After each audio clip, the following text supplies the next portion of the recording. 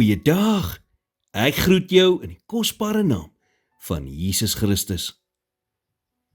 Dit sou nie ongewoon gewees het om aan te neem dat jy die hoëpriester van Israel kon vertrou nie. Dit is wat Samuel se ma gedink het toe sy haar seun aan die hoëpriester Eli toevertrou het. Vol vertroue dat hy hom vir God se diens sou mentor. Maar Eli het 'n ernstige karakterfout gehad. Hy was 'n swak ouer.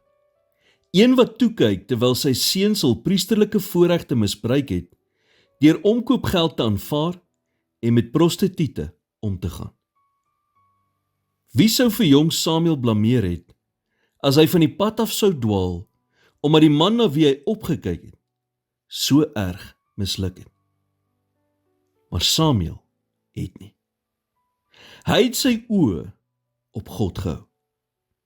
1 Samuel 3 vers 19 sê, en Samuel het groot geword en die Here was met hom. En hy het nie een van al sy woorde onvervuld laat bly nie. Gevolglik het hy een van Israel se grootste profete geword.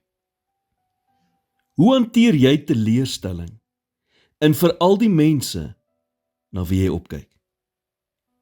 Deur jou oë op die Here te hou. Fokus op God.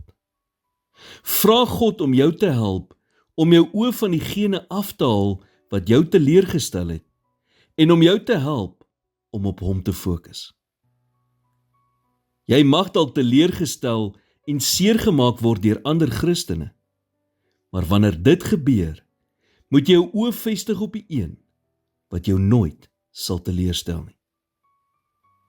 As jy jou geloof in God verloor, omdat jy deur ander Christene seergemaak is, dan was jou geloof in mense en nie in God nie. Dink aan Josef. Toe God hom 'n visie van toekomstige sukses gegee het, het hy sekerlik gedink sy broer sou bly wees. Maar in plaas daarvan, het hulle wrok teenoor hom ontwikkel en hom as 'n slaaf verkoop. Ver van vriende en van sy huis, het hy jare lank in die tronk deurgebring vir 'n misdaad wat hy nie gepleeg het nie. Wat 'n groot versoeking moes dit nie gewees het om verbitter te word en op die einde wraak te neem vir al die onreg wat hom aangedoen is. Maar Josef het nie. In plaas daarvan het hy God toegelaat om vir hom te veg. God het en hy sal dit vir jou ook doen. Wanneer jy teleurgestel word deur mense na wie jy opgekyk het, het jy net twee keuses. Jy kan verbitterd word, of jy kan God toelaat om jou te verdedig. Watter een sal jy kies? Here, soms voel dit asof net meer en meer mense my teleurstel. Help my om nie my vertroue in mense te plaas wat nie altyd die beste bedoelings het nie, maar om my vertroue in U te sit. In Jesus naam bid ek dit. Amen.